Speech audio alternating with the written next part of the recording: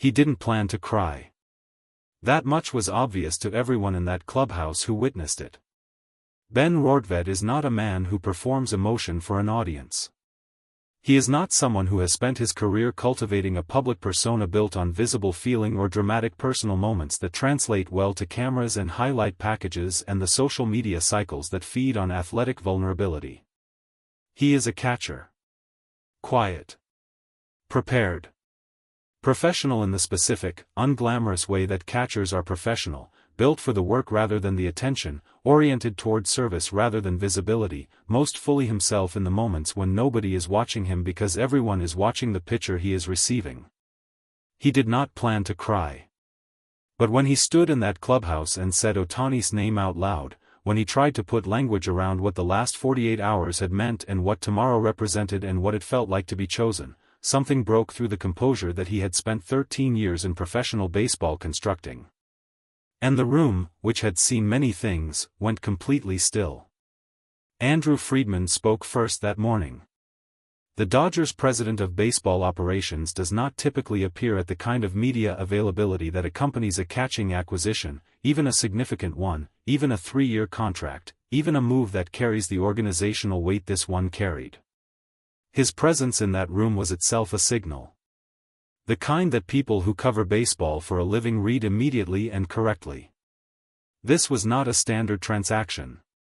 He stood at the podium with the composed authority of someone who has made thousands of roster decisions and has developed the ability to communicate the significance of each one without overstating or understating what it means in the larger context of what the organization is building. He said, "I want to be direct about something this morning because I think directness serves this situation better than the language we typically use around acquisitions. Ben Rortvedt is here because Shohei wanted him here. That is not the full story of how this happened. There were evaluations, negotiations, contractual considerations that went through the normal organizational processes. But the origin point of this transaction was Shohei. He identified Ben. He communicated that identification to us. And we moved." A reporter asked, "Are you saying Ohtani chose his own catcher?" Friedman said, "I'm saying Shohei expressed a clear preference and we honored it. Whether you call that choosing, yes. Effectively, yes. Shohei chose his catcher." The room absorbed that. Then Friedman said one more thing before stepping back from the podium. He said, "In my years running this organization, I have learned to pay close attention when Shohei Ohtani tells you something. He does not speak without reason. He does not express preferences casually. When he identified Ben, I wanted to understand why. And when I understood why, I wanted to make it happen as quickly as possible." He paused. He said, "Tomorrow is why." Robert spoke after. He confirmed the start. Confirmed Rortvedt behind the plate. Confirmed that the preparation between pitcher and catcher had already been underway for 2 days, longer than the contract had been official, longer than the announcement had been made, because Ohtani had requested that the work begin before the paperwork was finished. That detail landed in the room with the specific weight of information that reframes everything around it. He had requested that the work begin before the paperwork was finished. Robert said, "That tells you what you need to know about where Shohei's head is." He wasn't waiting for the announcement. He wasn't waiting for the press conference or the jersey ceremony or any of the formal markers that tell the outside world that something has happened. He knew what he wanted. He started building it immediately. That's who he is. A reporter asked, "How have the 2 days of preparation gone?" Robert said, "Ask Ben." He smiled slightly. Then said, "Actually, wait until you hear from Ben. I think what he has to say is worth waiting for." Rortvedt entered the room last.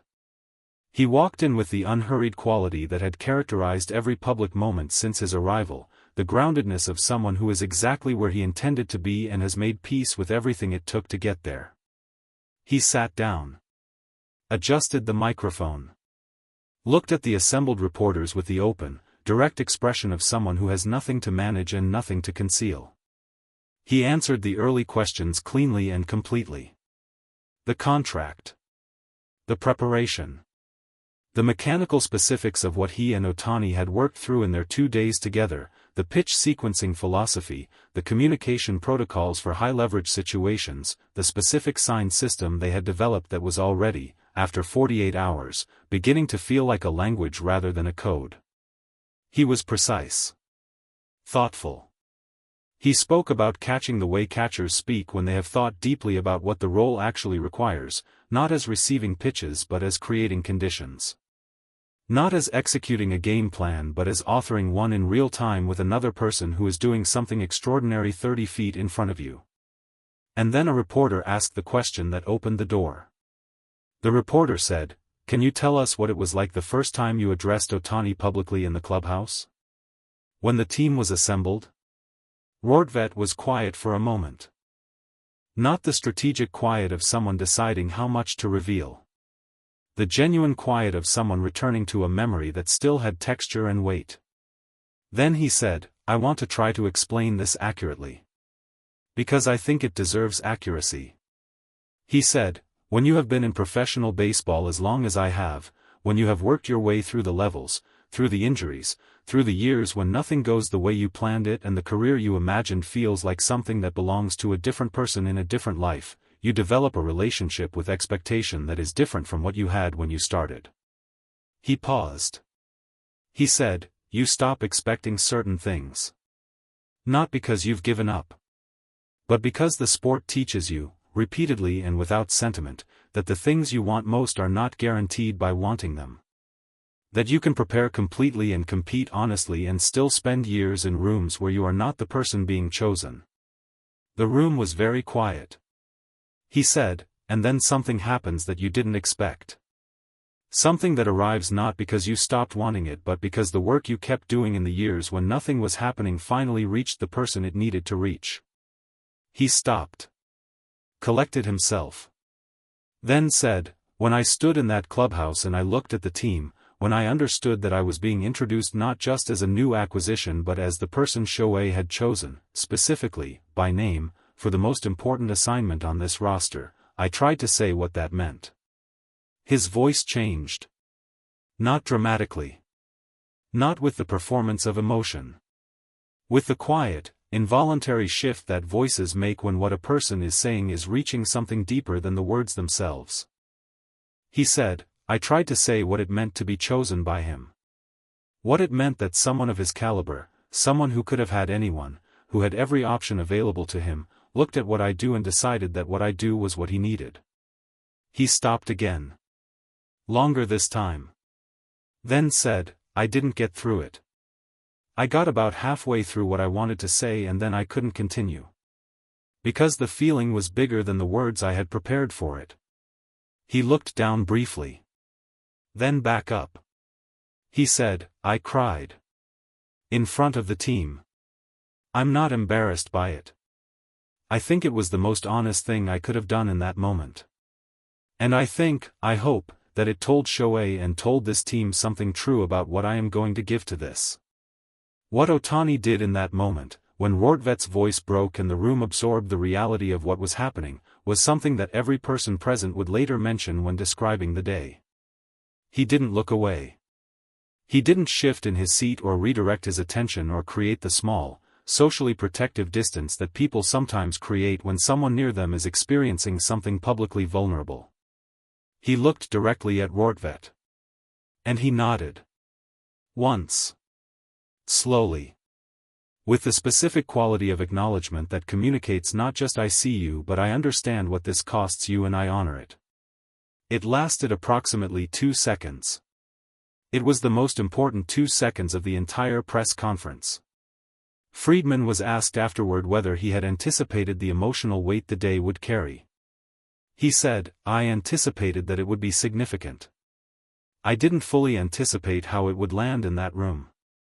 But I'll tell you something, when Ben stood up in front of this team and that happened, and I looked at Shohei's response, I understood something more clearly than I had before." He said, "The right choice isn't always the one that makes the most analytical sense.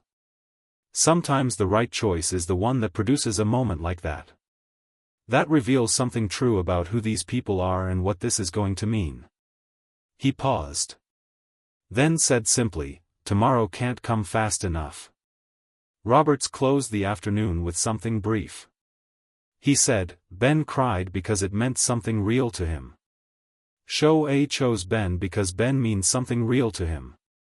And tomorrow, when they walk out on that field together for the first time, when Ben gets behind that plate and Shohei toes the rubber and they look at each other across 60 feet of baseball, all of that meaning is going to be right there in that look.